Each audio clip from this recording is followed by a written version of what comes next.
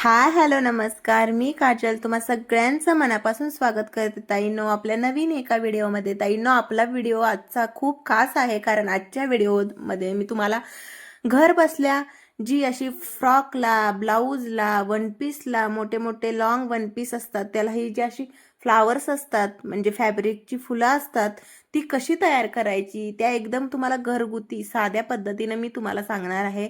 याला ना मशीनचा उपयोग म्हणजे हात शिलाईच्या सुईदोऱ्याने तुम्ही ही फुलं तुम्ही बनवू शकतात. बघू शकताय 4x4चा म्हणजे चौकोनी आकाराचं मी हे कापड घेतलेलं आहे.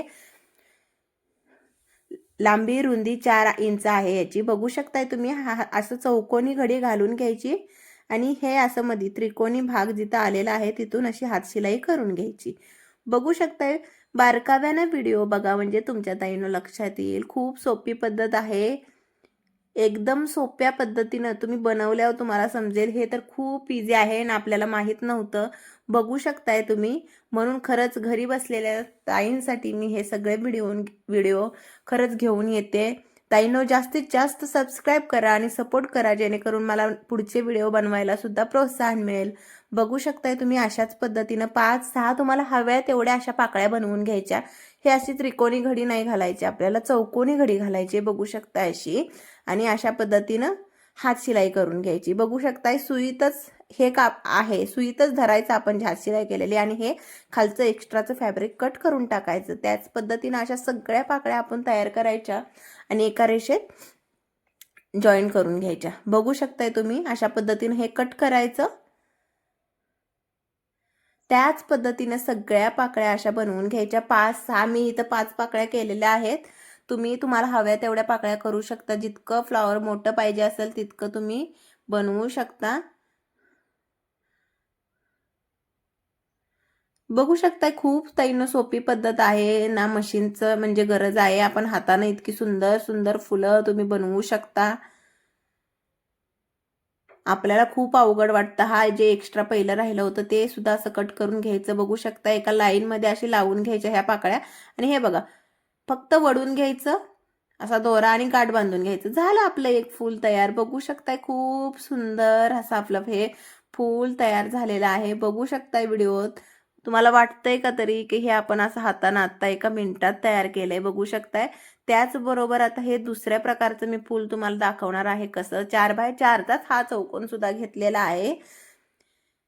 गोलाकार आकार देऊन फक्त कट करायचंय. बघू शकता हा असा व्हिडिओत दाखवल्याप्रमाणे असा गोलाकार आकार देऊन घ्यायचा.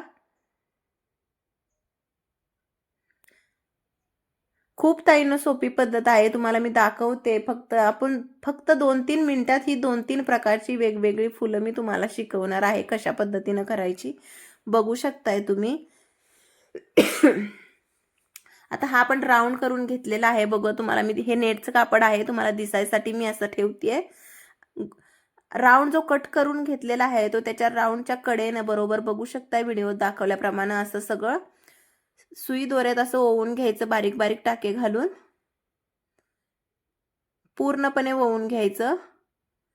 बघू शकताय तुम्ही. जी जागा शिल्लक राहिली ती सुद्धा मी अशी पॅक करून घेतली आणि आता गाठ बांधून घ्यायची. बघू शकताय अशा पद्धतीनं. हे बघा हे असं फुलवून घ्यायचं फूल आणि याच्या मधोमध तुम्ही छोटंसं बटन फॅन्सी किंवा हे मणी असे लावून खूप सुंदर असं आपलं छोटंसं फूल तयार होतं.